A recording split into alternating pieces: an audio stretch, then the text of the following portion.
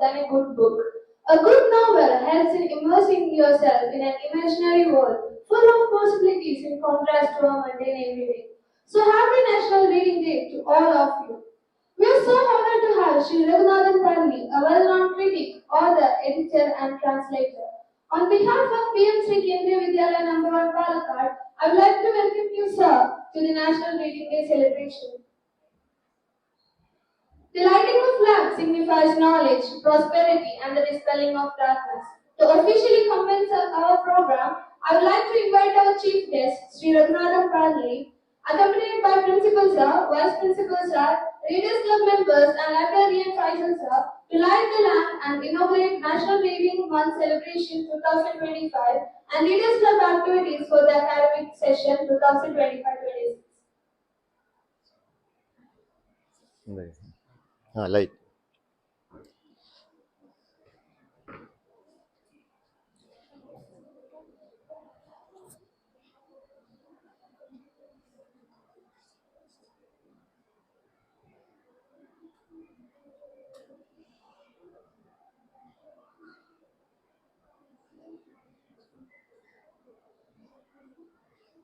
ഏതാണ് കൊടുക്കേണ്ടത്?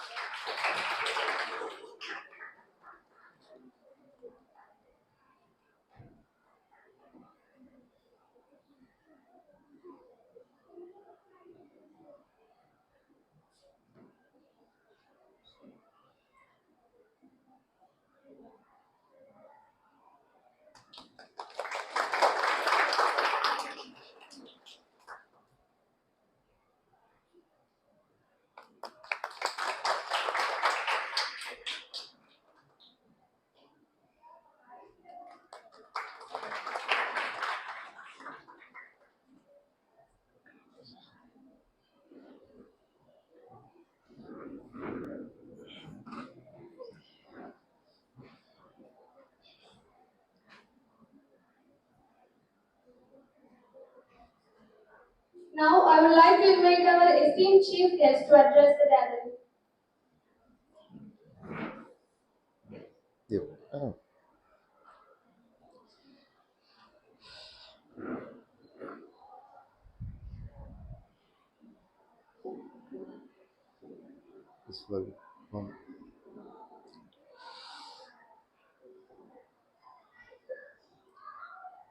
ഇവിടെ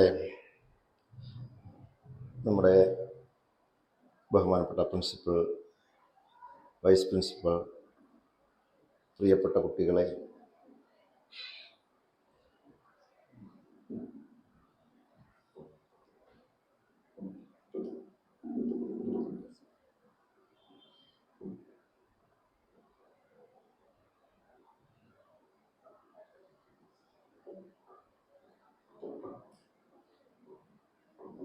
ഓക്കെ ഇട്ടുള്ളൂ.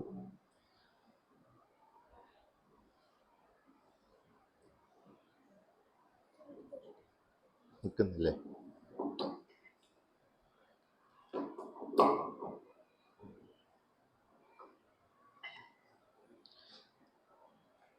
നമ്മുടെ റീഡിംഗ് ക്ലബ്ബുമായി ബന്ധപ്പെട്ട് റീഡിംഗ് ക്ലബിൻ്റെ കൂടി ഒരു സമാരംഭം കുറിക്കുന്ന ഒരു സന്ദർഭമാണ് ഈ വർഷത്തെ റീഡിംഗ് ക്ലബ് എന്നത് വളരെ സന്തോഷകരമായ ഒരു കാര്യമാണ്. നിങ്ങളുടെ principal, vice principal, librarian Shri Faisal എല്ലാവരും ഇതിനു വേണ്ടി പ്രത്യേകമായ താല്പര്യം എടുക്കുകയും അതിനുവേണ്ടിയുള്ള അവസരങ്ങൾ ഒരുക്കുകയും ഒക്കെ ചെയ്യുന്നത് വളരെ സന്തോഷകരമായ കാര്യമാണ്. കാരണം ഒരു വിദ്യാലയത്തിൽ നമ്മൾ മുഴുവൻ സമയവും പഠന പ്രവർത്തനങ്ങളിൽ ഏർപ്പെടുന്ന വിദ്യാർത്ഥികളാണ്. അതെല്ലാവർക്കും അറിയുന്നതാണ്, അതിൻ്റെ പ്രാധാന്യവും അറിയാം. പക്ഷെ അതിനൊപ്പം തന്നെ നമ്മൾ as we said it in our general assembly, the observance of a reading day, what is the importance of reading, അതിൻ്റെ കോണ്ടെക്സ്റ്റ് അത് സംബന്ധിച്ച് നമ്മൾ പറയുകയുണ്ടായി. അപ്പോൾ ഒരു father of our library movement എന്ന് വിളിക്കപ്പെടുന്ന, കണക്കാക്കപ്പെടുന്ന പൊതുവായി നാരായണ പണിക്കർ, പി എൻ പണിക്കർ എന്ന ആളുടെ അദ്ദേഹത്തിൻ്റെ വളരെ കർമ്മനിരതമായ ജീവിതത്തെ കൂടി ഓർമ്മിപ്പിക്കുന്ന ഓരോ ഗ്രാമങ്ങളിലും ഇന്ന് നമുക്ക് ധാരാളമായി പുസ്തകങ്ങൾ ലഭ്യമാണ്. പക്ഷെ ഒരു കാലത്ത് പ്രത്യേകിച്ചും കേരളത്തിൻ്റെ സാമൂഹിക സാഹചര്യത്തിൽ ഗ്രാമീണ വായനശാലകൾ എന്നത് തന്നെ ഒരു സ്വപ്നമായിരുന്ന കാലം ഉണ്ടായിരുന്നു. ആ ഒരു ഘട്ടത്തിലാണ് ഈ പറഞ്ഞതുപോലെ കേരളത്തിൻ്റെ പിന്നെ ഒരറ്റത്തു നിന്ന് മറ്റേ അറ്റം വരെ സഞ്ചരിക്കുകയും പുസ്തകങ്ങളുമായി സഞ്ചരിക്കുകയും പുസ്തകങ്ങൾ ജനങ്ങളിൽ എത്തിക്കാൻ വേണ്ടി പരിശ്രമിക്കുകയും അന്നത്തെ കാലത്ത് അത് വളരെ വിലപ്പെട്ട ഒരു സന്ദർഭമായിട്ട് നാം കണക്കാക്കണം. കാരണം അന്ന് ജനങ്ങൾക്ക് ആളുകൾക്ക് പുസ്തകങ്ങൾ ലഭിക്കാനുള്ള സാധ്യത വളരെ കുറവുള്ള ഒരു കാലത്ത് ലൈബ്രറി എന്ന സങ്കല്പം എല്ലാ ഗ്രാമങ്ങളിലും in each and every village there should be a library എന്ന കോൺസെപ്റ്റ് വളരെ ശക്തമാക്കി എന്നതാണ് അദ്ദേഹം ചെയ്ത. That is the greatest contribution from his part, we have to say. അങ്ങനെ അത്രയും സുപ്രധാനമായ ഒരു പരിശ്രമം ഒരു ഒറ്റയാൾ, നമ്മൾ പറയില്ലേ ഒരു സിംഗിൾ സോൾജിയർ എൻഡിവർ എന്ന് നമുക്ക് പറയേണ്ട വിധത്തിൽ പറയാവുന്ന വിധത്തിലുള്ള ഒരു പരിശ്രമമായിരുന്നു അത്. പിന്നീടാണ് നമ്മുടെ ലൈബ്രറി പിന്നെ കൗൺസിലും നമ്മുടെ ഗ്രന്ഥശാല സംഘവും എല്ലാം കേരളത്തിൽ വിപുലമാവുന്നതും രൂപപ്പെടുന്നതും ഒക്കെ. അപ്പൊ അതിനൊക്കെ നന്ദി കുറിച്ച ഒരാൾ എന്ന നിലയ്ക്കും കൂടിയാണ് നമ്മൾ ഈ reading day. And as you know very well, our reading day will be followed by reading week and reading month. Naturally it shouldn't be stopped there with a reading month. It should go as reading year and reading years, right? നമ്മുടെ ജീവിതത്തിലെ ഓരോ ദിവസവും വായനാ ദിവസങ്ങളായി തീരുക എന്നതാണ് ഏറ്റവും സുപ്രധാനമായ കാര്യം. നമ്മൾ പരിസ്ഥിതിയെ കുറിച്ച് പറയാം, environment day, right? As greatest environmentalist Sunita Nayyar observed it or called, നമ്മുടെ ജീവിതത്തിലെ ഒരു ദിവസം മാത്രം പരിസ്ഥിതി ദിനമായതുകൊണ്ട് നമ്മൾ രക്ഷപ്പെടില്ല. പിന്നെയോ നമ്മുടെ ജീവിതത്തിലെ എല്ലാ ദിവസവും പരിസ്ഥിതി ദിനമായാൽ മാത്രമേ നമ്മുടെ മനുഷ്യകുലം രക്ഷപ്പെടുകയുള്ളൂ എന്ന് വളരെ പ്രധാനപ്പെട്ടതാണ്.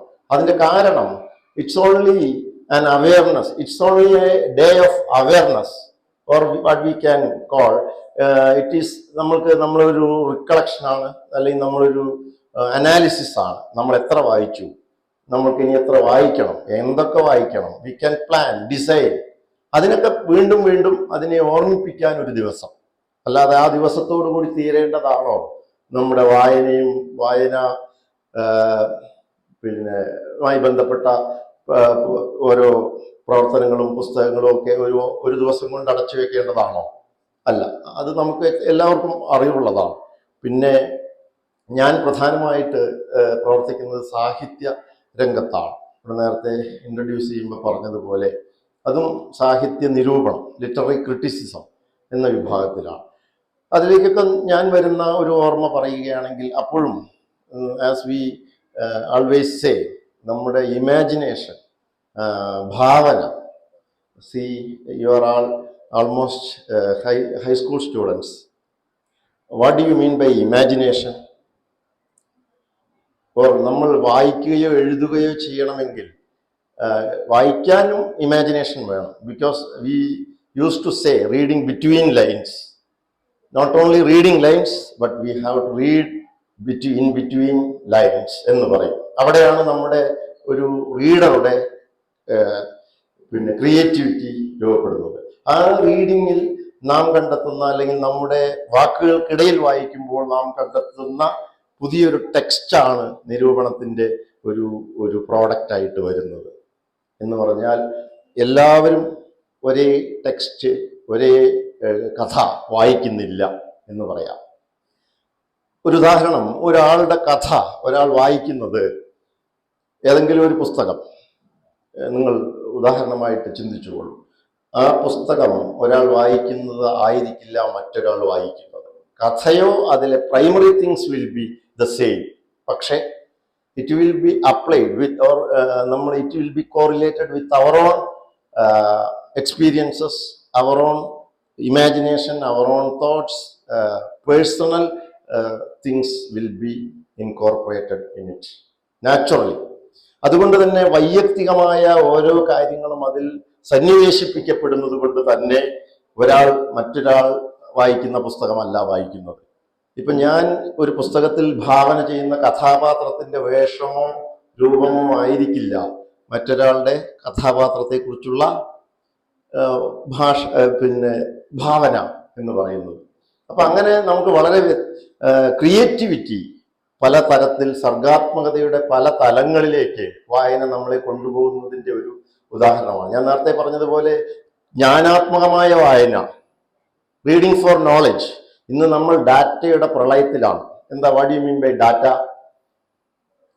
അറിവുകളുടെ നമ്മൾക്ക് ഒരു ഗൂഗിളിൽ ഒരു സെർച്ച് എൻജിൻ അല്ലെങ്കിൽ ഉപയോഗിച്ചൊരു ടോപ്പിക്ക് കൊടുത്താൽ അസംഖ്യം numerous information will be coming up naturally. You know all these things. പക്ഷെ ഞാൻ അതൊന്നുകൂടി എടുത്തു പറയുന്നത്, അത്രയും ഡാറ്റ ഉണ്ടാകുമ്പോൾ പോലും ആ ഡാറ്റയിൽ ഏത് ജുഡീഷ്യലായി എങ്ങനെ ഉപയോഗിക്കണം എന്ന് മനസ്സിലാക്കാൻ എന്ത് വേണം? We have to acquire our own wisdom. നമുക്കതിനെ വേർതിരിച്ച് ഏത് ഡാറ്റ എങ്ങനെ ഉപയോഗിക്കണം എന്നറിയാനുള്ള ഒരു വിവേകം പ്രധാനമാണ്. അത് ലഭിക്കാനും സ്വാഭാവികമായും എന്ത് വേണം? വായന വേണം. നമ്മളിപ്പോൾ ഒരു ചരിത്ര കൃതി വായിക്കുമ്പോൾ ചരിത്രം വെറുതെ വായിച്ചു പോവുകയല്ല ചെയ്യേണ്ടത്. ഞാനൊരു ഉദാഹരണം പറയുന്നതാണ്. ചരിത്രത്തിൻ്റെ അപഗ്രഥനാത്മകമായി വായിക്കുമ്പോഴാണ് നമ്മൾ ഒരു റീഡർ ആകുന്നത് യഥാർത്ഥത്തിൽ. അല്ലെങ്കിൽ നിങ്ങൾ ഈ പറഞ്ഞതുപോലെ you may be byhearting things and copying down things in your exam answer sheets. Mark വാങ്ങുന്നുണ്ടാകാം. പക്ഷെ ഈ മാർക്കുകൾക്കപ്പുറം നിങ്ങൾ ഒരു അനലിറ്റിക്കലായ അപഗ്രഥനം സാധ്യമായ ഒരാളായി മാറണമെങ്കിൽ, നമ്മുടേതായ ആശയങ്ങൾ ജനറേറ്റ് ചെയ്യണമെങ്കിൽ നമ്മൾ വളരെ ഗൗരവമുള്ള ഒരു വായനക്കാരനോ വായനക്കാരിയോ ആയിരിക്കേണ്ടതുണ്ട്. അപ്പോൾ മാത്രമേ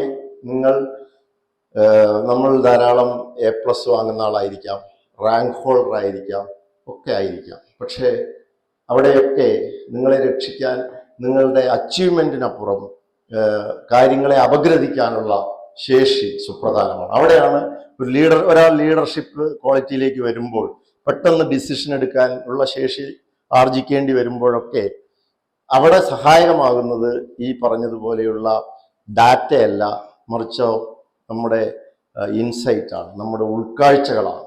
ഈ ഉൾക്കാഴ്ച രൂപപ്പെടേണ്ടതാണ് വായന എന്ന് ഞാൻ പറയുന്നത്. അപ്പോൾ ഞാൻ പറയാൻ വന്നത്, ഒന്ന്, നമ്മൾ ജ്ഞാനാത്മകമായ നോളജ് ബേസ്ഡ് അല്ലെങ്കിൽ ഫോർ നോളജ് നമുക്ക് വായിക്കേണ്ടതുണ്ട്. പിന്നെ സ്വാഭാവികമായും സാഹിത്യകൃതികൾ പോലെ നമ്മുടെ എന്താണ് സാഹിത്യകൃതികളുടെ പ്രത്യേകത? അത് നമ്മുടെ ഇമാജിനേഷൻ വർദ്ധിപ്പിക്കുന്നു, നമ്മളെ എമ്പതറ്റിക് ആക്കുന്നു. As professor Joseph Mundassery put it once, he was the first education minister in Kerala. അദ്ദേഹം പറയുന്ന ഒരു കാര്യം, ഒരു ജീവിതത്തിൽ തന്നെ പല ജീവിതം ജീവിക്കാൻ വായന നമ്മളെ പ്രാപ്തരാക്കുന്നു എന്നതാണ്. എന്ന് വെച്ചാൽ നമുക്കാകെ ഒരു ജീവിതമേ ഉള്ളൂ. മനുഷ്യൻ്റെ ഇന്നത്തെ ഹെൽത്ത് സർവേയോ അല്ലെങ്കിൽ ഇതനുസരിച്ച് ഒരാൾ 80, 90, 100 വയസ്സുവരെ ആയിരിക്കും ജീവിക്കുക എന്ന് കരുതുക. അതാണ് ആകെ ലഭ്യമാകുന്ന ഒരാളുടെ ജീവിത കാലം എന്ന് പറയുന്നത്, ശരിയല്ലേ? പക്ഷേ ആ ജീവിതത്തിലെ അനുഭവങ്ങൾ മാത്രം അത് ലിമിറ്റഡ് ആണ്. പക്ഷെ നിങ്ങളൊരു സജീവമായ ഒരു ഫിക്ഷൻ റീഡർ ആണെങ്കിൽ നിങ്ങൾ എത്രയോ ജീവിതങ്ങളിലൂടെയാണ് കടന്നു പോകുന്നത്. എത്രയോ ജീവിത സംഘർഷങ്ങൾ തിരിച്ചറിയാൻ നമുക്ക് കഴിയുന്നു. എത്രയോ ജീവിത അനുഭവങ്ങൾ നമുക്ക് മനസ്സിലാക്കാൻ കഴിയുന്നു. ഒരു കവിതയുടെ വായന, ആ കവിതയെ മനനം ചെയ്യുമ്പോൾ ആ കവിതയുടെ ആന്തരികമായ ചിത്രങ്ങൾ രൂപപ്പെടുത്താനും അതിലെ മെറ്റഫേഴ്സ് ഡീകോഡ് ചെയ്യാനും ഉള്ള ശേഷി ആർജിക്കുമ്പോൾ ബേസിക്കലി നമ്മുടെ ചിന്താപരമായ സർഗാത്മകമായ ഒരു ലോകം വലിയ തോതിൽ വികസിക്കുകയാണ്. എല്ലായ്പ്പോഴും വായന കൊണ്ട് മാത്രം മനുഷ്യൻ നല്ല മനുഷ്യനാകുമെന്നൊന്നും ഞാൻ പറയാൻ തയ്യാറല്ല. പക്ഷേ നല്ല മനുഷ്യനാകാനുള്ള സാധ്യത വായന കൂടുതലായി സൃഷ്ടിക്കുന്നു. വായനയുടെ ഏറ്റവും വലിയ പ്രത്യേകത, ഉദാഹരണം, വായിക്കുന്ന ഒരു കൃഷിക്കാരൻ വായിക്കാത്ത ഒരു കൃഷിക്കാരനേക്കാൾ കൃഷിയെക്കുറിച്ചുള്ള കാഴ്ചകളും കൃഷിയിൽ പോലും അത് റിഫ്ലക്റ്റ് ചെയ്യുന്ന ഒരു ആളായിരിക്കും. അത് കൃഷിക്ക് നമ്മൾ പറയില്ലേ, കുറെ കൂടി ബെനിഫിറ്റഡ് ആയിരിക്കും ഇൻ ഹിസ് ഏരിയ. അല്ലെങ്കിൽ വായിക്കുന്ന ഒരു ഡോക്ടർ വായിക്കാത്തൊരു ഡോക്ടറേക്കാൾ പല കാരണങ്ങളാൽ വ്യത്യസ്തനായിരിക്കും. കൂടുതൽ ആളുകളെ കാണുന്നതും മനസ്സിലാക്കുന്നതിലും വ്യത്യസ്തയുണ്ടാവും. അദ്ദേഹത്തിന്റെ പെരുമാറ്റത്തിൽ വരാനിടയുള്ള മാറ്റങ്ങൾ. വായിക്കുന്ന ഒരു എഞ്ചിനീയർ, വായിക്കാത്ത ഒരു എഞ്ചിനീയർ, ഇങ്ങനെ നമ്മൾ വായിക്കുന്ന ഒരു അധ്യാപകൻ, വായിക്കാത്ത അധ്യാപകൻ, ഇതെല്ലാം അവരവരുടെ പ്രവർത്തന മണ്ഡലങ്ങളിൽ there will be these reflections will be there. Fruitful reflections or creative reflections will be there naturally. അങ്ങനെ ഒരു പ്രാധാന്യം എല്ലായ്പ്പോഴും വായനയ്ക്ക് ഉണ്ട് എന്നതാണ് സുപ്രധാനമായ കാര്യം. ഇപ്പൊ എൻ്റെ ഒരു 5-6 വയസ്സുള്ള ക്ലാസ്സിൽ പഠിക്കുന്ന ഒരു കുട്ടി, എൻ്റെ ഒരു സുഹൃത്തിൻ്റെ മകൻ, ആ പ്രായത്തിലുള്ള സമയത്ത് എഴുതിയ ഒരു ചെറിയ കഥയുണ്ട്. ഞാൻ പല സമയത്തും ഇത് പറഞ്ഞിട്ടുണ്ട്. കാരണം അത് വളരെ ചെറിയ കഥയായതുകൊണ്ട് പറയുകയും കഥയുടെ ചില ശേഷി അല്ലെങ്കിൽ കലയുടെ ശേഷിയെക്കുറിച്ച് പറയാനും കൂടിയാണ് അത് പറയാൻ ശ്രമിക്കുന്നത്. ഇത്രയേ ഉള്ളൂ. ആ കുട്ടി എഴുതിയ കഥ വളരെ ചെറിയ കഥയാണ്. അത് ഇങ്ങനെയാണ്. ഒരിക്കൽ 2 കള്ളന്മാർ ഉണ്ടായിരുന്നു. ഒരു കള്ളനുണ്ടായിരുന്നു. ഒരിക്കൽ ഒരിടത്തൊരു കള്ളനുണ്ടായിരുന്നു. ആ കള്ളനെ പിടിക്കാൻ 2 പോലീസുകാർ കള്ളന്റെ വീട്ടിൽ ചെന്നു. കള്ളന്റെ വീടിന് അടുത്ത് ഒരു കുളമുണ്ടായിരുന്നു. കള്ളന്റെ വീട്ടിനടുത്ത്, കള്ളന്റെ പ്രോപ്പർട്ടിയിൽ തന്നെ എന്ന് പറഞ്ഞതുപോലെ കള്ളന്റെ വീടിനോട് ചേർന്ന് ഒരു കുളമുണ്ടായിരുന്നു. പോലീസുകാർ ചെല്ലുമ്പോൾ വീട്ടിൽ കള്ളൻ ഉണ്ടായിരുന്നില്ല. പോലീസുകാർ ഈ കുളത്തിലെ മനോഹരമായ ഒരു ആമ്പൽപ്പൂവ് നിൽക്കുന്നത് കണ്ടു. കള്ളനെ കാണാതായ പോലീസുകാർ കള്ളന്റെ ആമ്പൽപ്പൂവ് മോഷ്ടിച്ച് മടങ്ങി എന്നാണ് കഥ.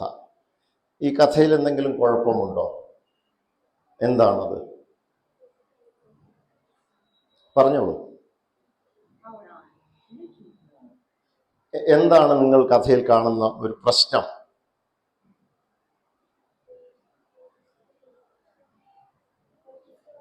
പോലീസുകാർ മോഷ്ടിച്ചു എന്നുള്ളതാണ് ഈ കഥയിലെ ഒരു കുഴപ്പമായിട്ട് കാണുന്നത്. ഇത് സത്യത്തിൽ ഈ കഥ ഒരു സറ്റയർ, ഒരു ആക്ഷേപഹാസ്യമാണ്.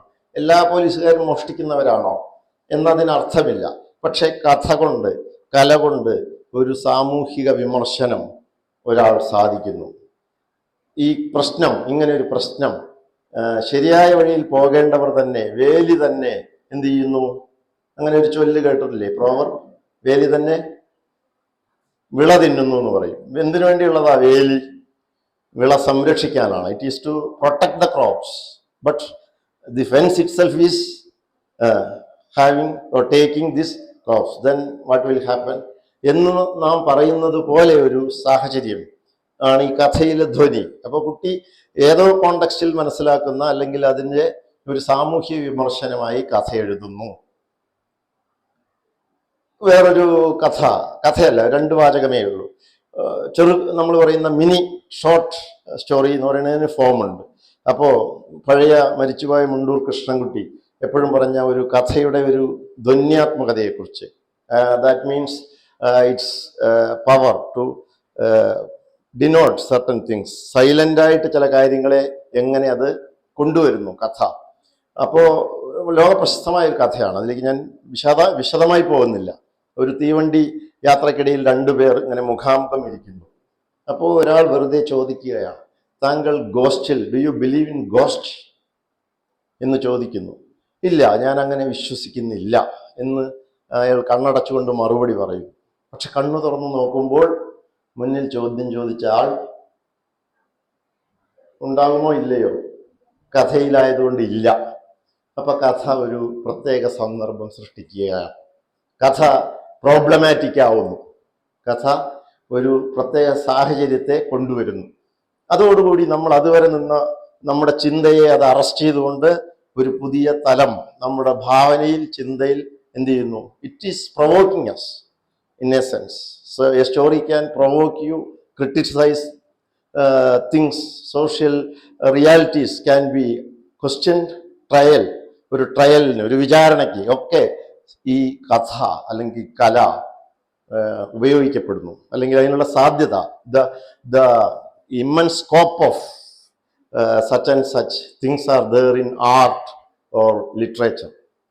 അപ്പം നമുക്ക് കലയിലും സാഹിത്യത്തിലുമൊക്കെയുള്ള മനുഷ്യാവസ്ഥയുടെ അല്ലെങ്കിൽ ജീവിതാവസ്ഥയുടെ പലതരം പ്രതിഫലനങ്ങൾ, അനുഭവങ്ങൾ അതിശക്തമായി അവതരിപ്പിക്കാൻ പണ്ട് NS മാധവൻ എഴുതുന്ന ഒരു കഥയിൽ 2 രാഷ്ട്രത്തിലെ ആൾക്കാർ പേടകത്തിൽ മുകളിലേക്ക് പോകുന്നു.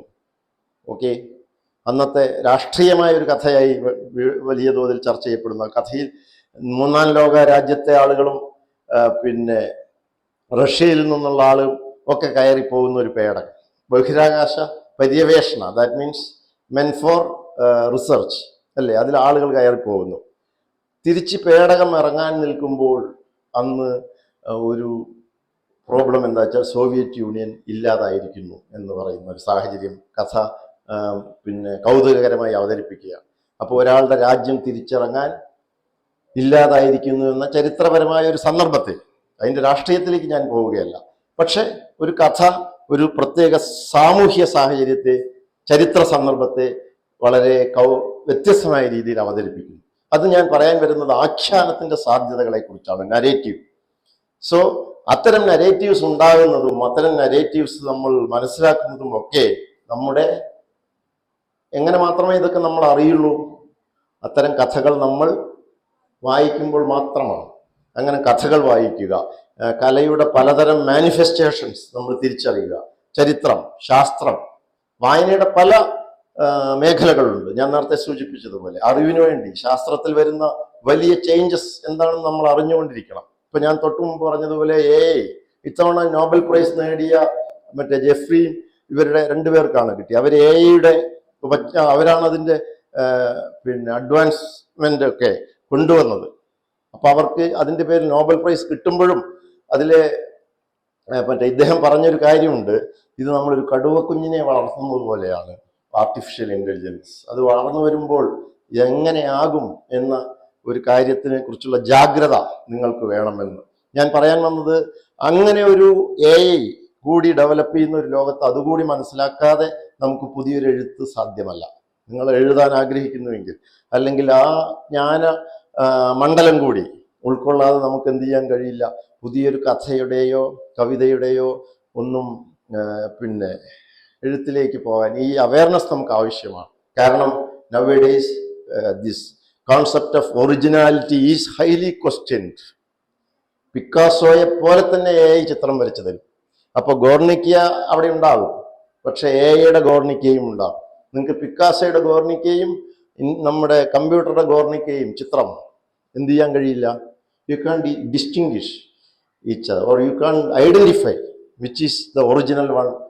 അതുപോലെ നോവലുകളോ കഥകളോ എന്തും ക്രിയേറ്റ് ചെയ്യാൻ കഴിയുന്ന ഒറിജിനാലിറ്റി തന്നെ വലിയ തോതിൽ ക്വസ്റ്റ്യനായി മാറുന്ന ഒരു കാലത്തെക്കുറിച്ച് കൂടി നമ്മൾ അവെയർ ആകേണ്ടതുണ്ട്.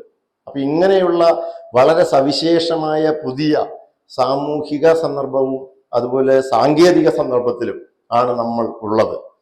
യന്ത്രൻ പോലുള്ള കുറച്ചു മുമ്പ് വന്ന സിനിമയാണെങ്കിലും അല്ലേ, ഒരു സൂപ്പർ കമ്പ്യൂട്ടർ, ഒരു ഹ്യൂമൻ ചിപ്പ്, മസ്തിഷ്കവുമായി ചെറിയ വ്യത്യാസത്തിലാണ് അത് പ്രവർത്തിക്കുന്നത്. ഇനി ന്യൂറോണിന്റെ ചലനത്തിൽ ആ പൾസ് കൈമാറാനുള്ള ശേഷി ലഭിച്ചാൽ AI മനുഷ്യനെ മറികടക്കുക തന്നെ ചെയ്യും.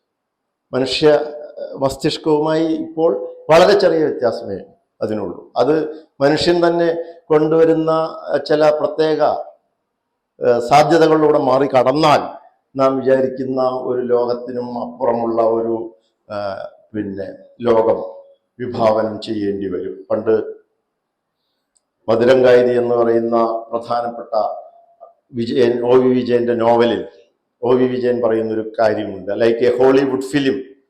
ഒന്ന് നമ്മുടെ യന്ത്രം ഭരിക്കുന്ന ഒരു അർദ്ധഗോളം ഹെമിസ്ഫിയർ, മറ്റൊരു അർദ്ധഗോളം മനുഷ്യൻ. പക്ഷെ മെഷീന്റെ ലോകവും മനുഷ്യന്റെ ലോകവും തമ്മിലുള്ള വളരെ സംഘർഷഭരിതമായ ഒരു കോൺഫ്ലിക്റ്റിനെ കുറിച്ചാണ് നോവൽ.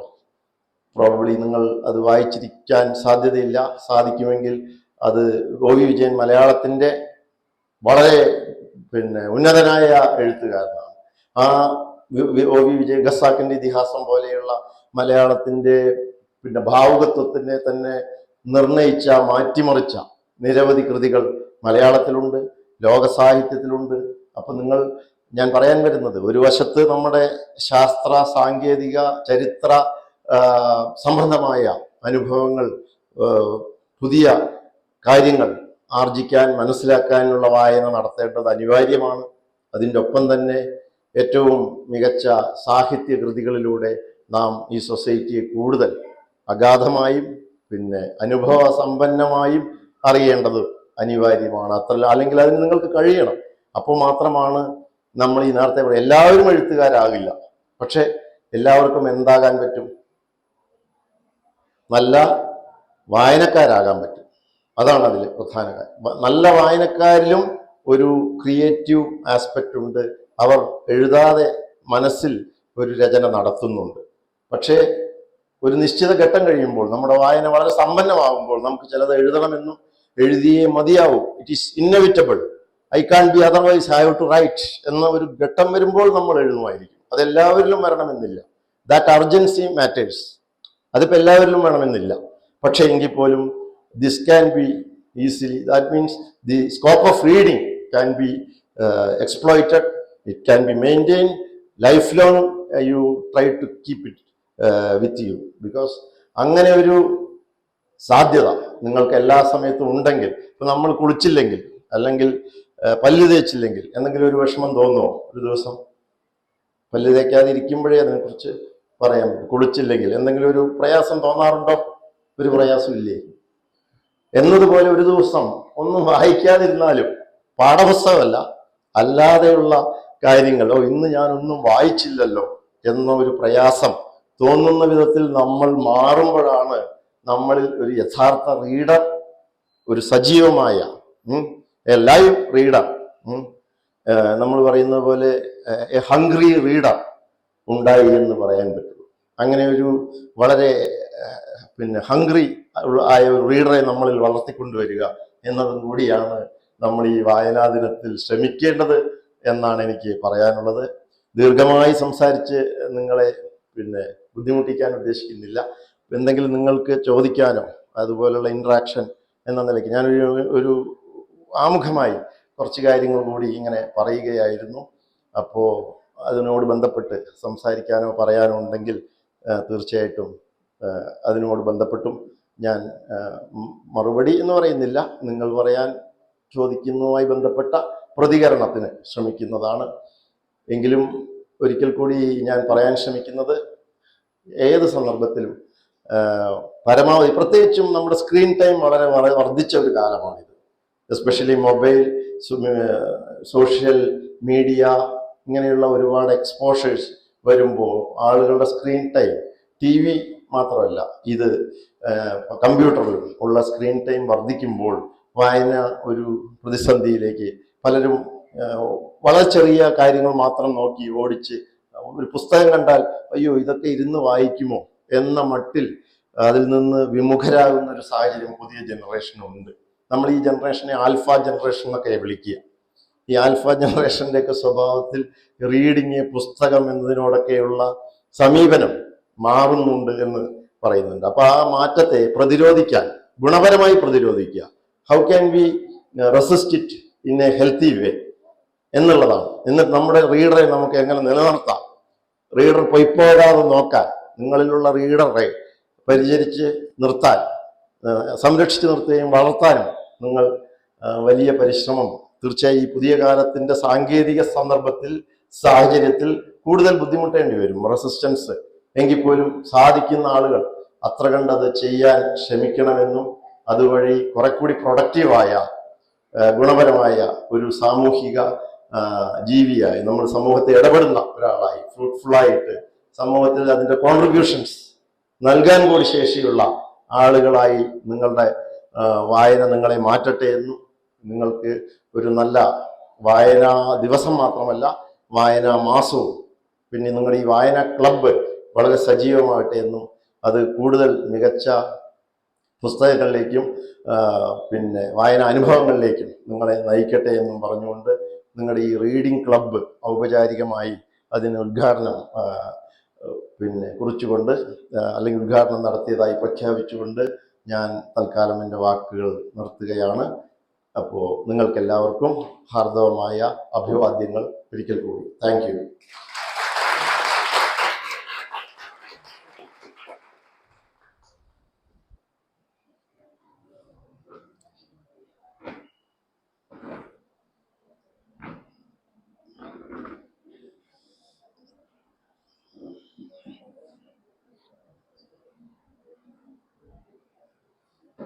നമുക്കൊരു വളരെ ചുരുങ്ങിയ സമയത്ത് ഒരു ഇന്ററാക്റ്റീവ് സെഷനാണ്. നിങ്ങൾക്ക് ചോദ്യങ്ങൾ ചോദിക്കാനുള്ളവർക്ക് ചോദിക്കാം, നമ്മുടെ അനുഭവങ്ങൾ പങ്കുവയ്ക്കാം.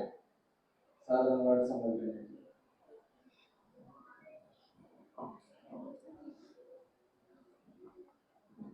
First of all, we are so pleasure to have you with us.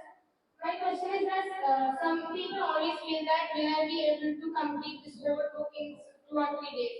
Well, I had that experience, but one day I finished the book completely in 1 day, and I'm so happy about that. It was a book named Death Under the Leaders. It was so wonderful, and how can we overcome that challenge that if we can read a book in 1 day? ബാക്കി എനിക്കത് മുഴുവനായി ചോദ്യം മനസ്സിലായില്ല. 1 day കൊണ്ട് പുസ്തകം, അങ്ങനെ ഒരു challenge നമ്മളിതൊരു മത്സരമായി എടുക്കേണ്ട കാര്യം ഒന്നുമില്ലല്ലോ.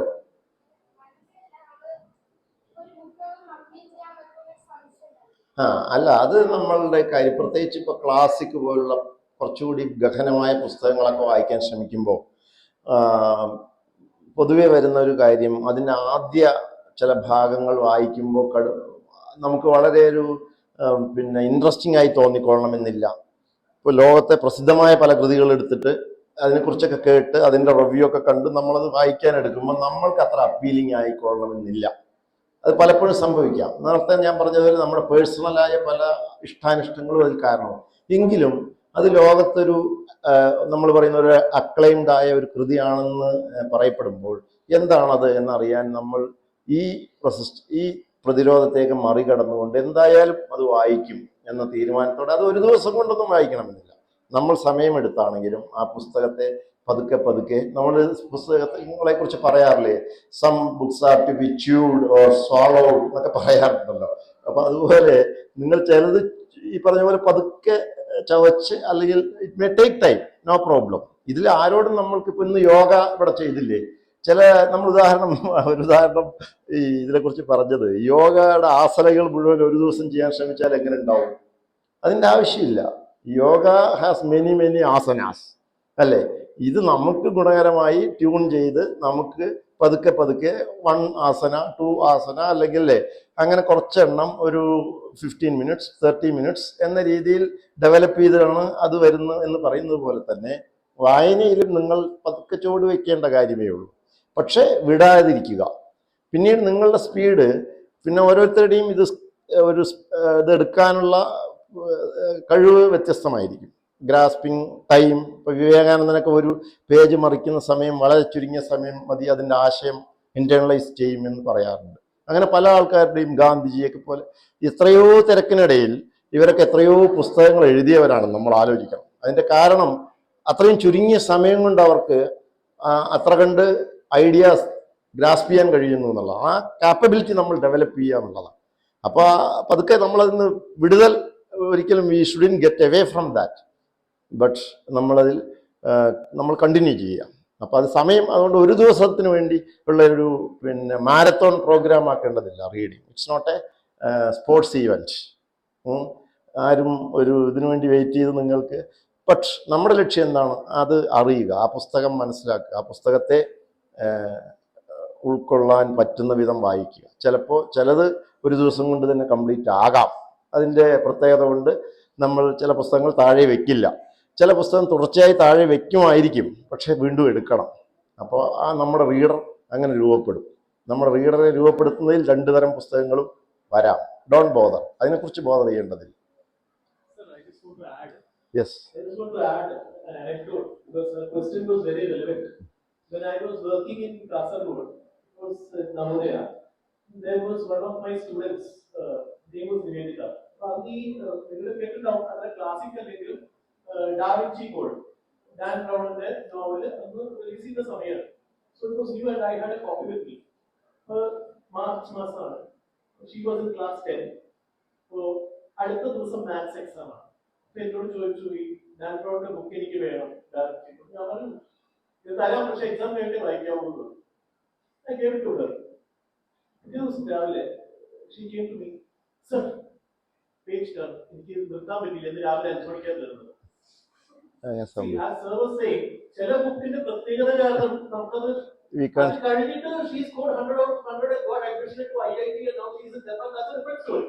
പക്ഷേ coming to the fact is, sometimes certain books are page turners, certain books as sir said, you have to chew and digest and it will take time. So you should not pressurize yourself.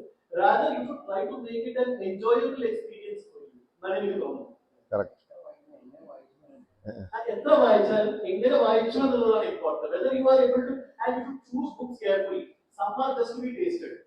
Some are to be just chewed. Some are to be chewed and digested and understood, and you should carry that with your entire life. You don't know your entire life. അതാണ് അതിൻ്റെ peripheral reading അല്ല നമ്മൾ go in detail. If you find it very difficult, take time. Understand it and go on. I think books They want to read so many books. Tell their friends that വളരെയധികം complicate structure ഉള്ളതാണ്. like this. It's not a competition. Whatever you read it properly. The competition is with അവസരം. We R നമ്മളോട് മാത്രമാണ് മത്സരം ഇതിലൊക്കെ. അപ്പൊ അത് നമ്മളാണ് ഇത് ചാലഞ്ച് ഏറ്റെടുക്കുന്നത്. ഇത് നമുക്ക് സാധിക്കണമല്ലോ, മറ്റാരോടുമല്ല. വളരെ നല്ലതൊക്കെ സമയമെടുക്കുന്നത്.